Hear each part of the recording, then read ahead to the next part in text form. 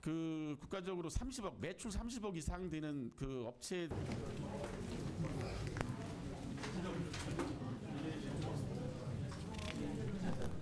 그런 부분에 대해서 어떻게 하면은 우리 지역 경제 또 민생 경제를 지역 내에서 어떤 그 생산 활동은 많이 이루어지는데 그 소비는 지난 4월 2일 날 재선거 후에 뭐 인수위 없이 막바로 시정을 하다 보니까 정말 정신없이 달려온 것 같습니다.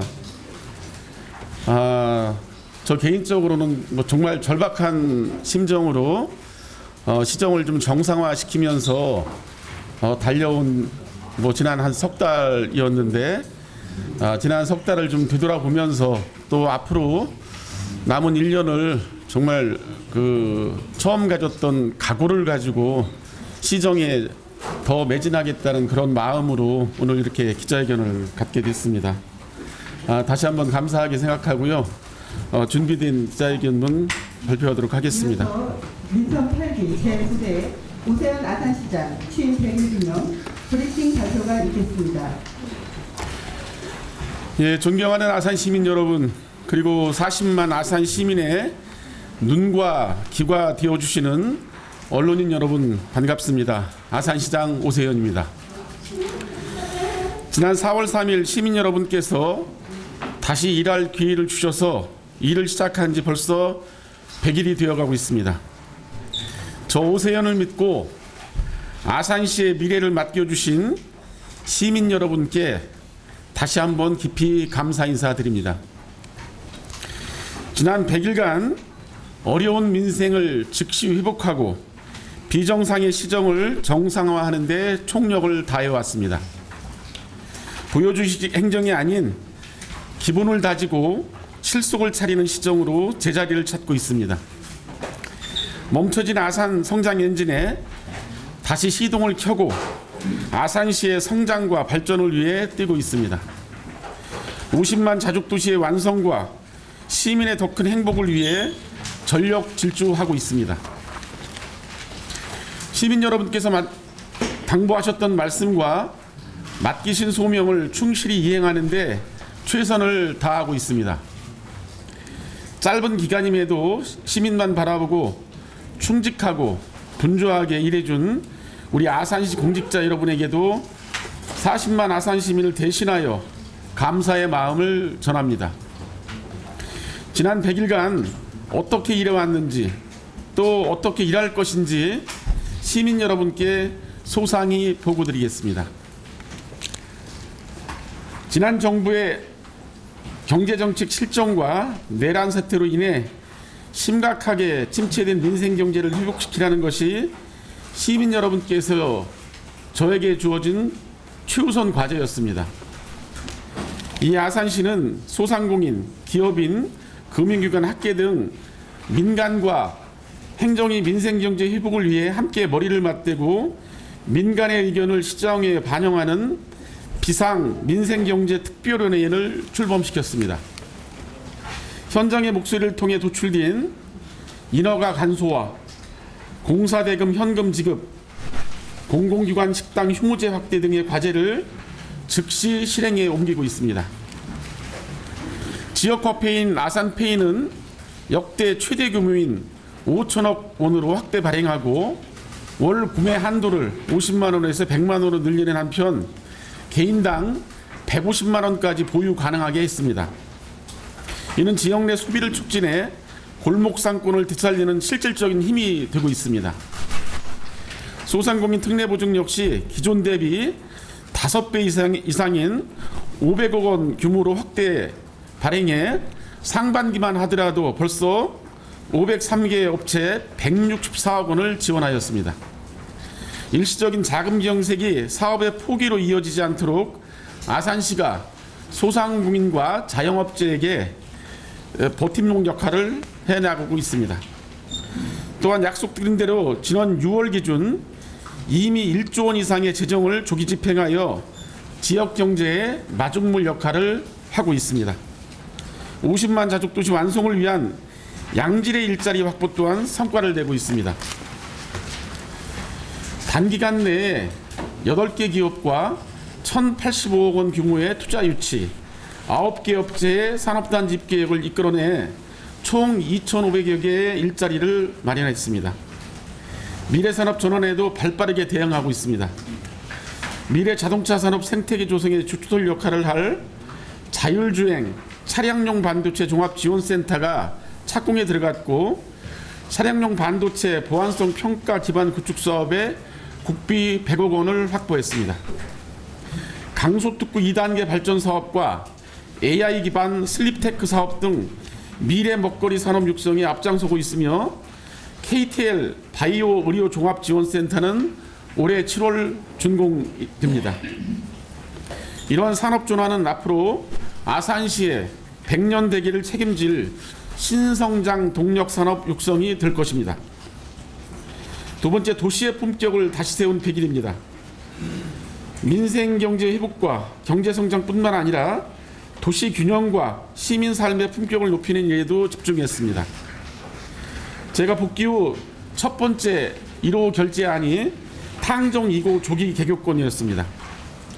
토지 확보 문제로 개교가 한없이 지연되고 있는 꼬인 실타래를 풀기 위해 도시계획 시설 결정 및 용도지역 변경을 아산시 자체 입안으로 추진해서 과감히 사업 추진 절차를 단축하기로 했습니다. 행정이 먼저 나선 결과 2021년 준공, 2028년 개교가 가능해졌습니다. 동서균형 발전 역시 놓치지 않았습니다. 서부권 도시개발의 양축인 방축지구와 남성지구 도시개발도 본격 시작되었습니다.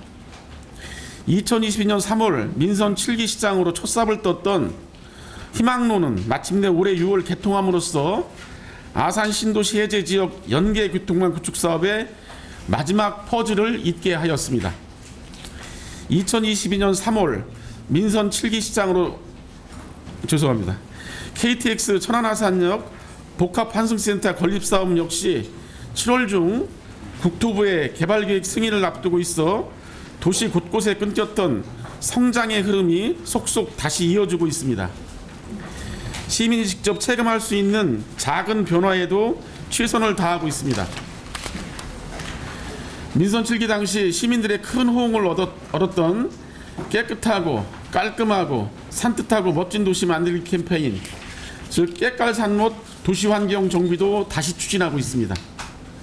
KTX의 택시 승강장은 곧바로 정비를 마쳤습니다. 시민 여러분이 주시는 말씀을 받들어 생활을 불편하게 하고 미관을 해치는 도시환경을 즉시 개선해 나가고 있습니다. 관내 전체 주택의 약 80%를 차지하고 있는 공동주택의 체계적 지원 대책에도 집중하고 있습니다.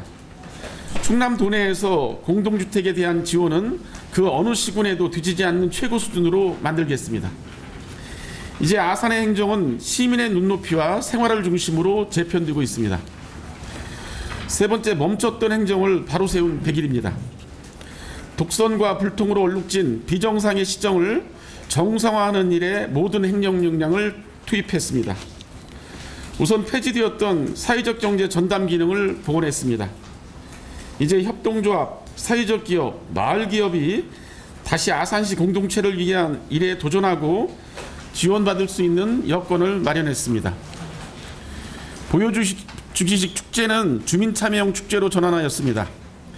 관외 예술인 중심이던 축제는 지역 예술인 우선 참여제로 관내 예술가들도 무대에 설 수 있도록 제도화했습니다. 한때 중단되었던 마을 교육 공동체 사업과 방과후 아카데미도 재개했습니다. 학부모님들과 청소년들이 가장 많이 아쉬워했던 영역이기에 시정이 먼저 손을 내밀었습니다. 또한 주민 불만이 높았던 평생학습 프로그램은 주민자치회로 재일관하여 자율성과 현장성이 살아나는 구조로 바뀌어 가고 있습니다. 공급자 중심의 행정이 아닌 수요자, 시민 중심의 시정으로 시민의 목소리와 시민 주권이 살아 숨쉬는 아산시정으로 거듭나고 있습니다. 아산의 미래를 여는 주요 정책 방향을 말씀드리겠습니다. 존경하는 시민 여러분, 우리는 지금 새로운 시대의 물결 앞에 서 있습니다. 이제는 회복을 넘어 미래를 준비하고 새로운 성장과 발전의 토대를 마련해야 합니다.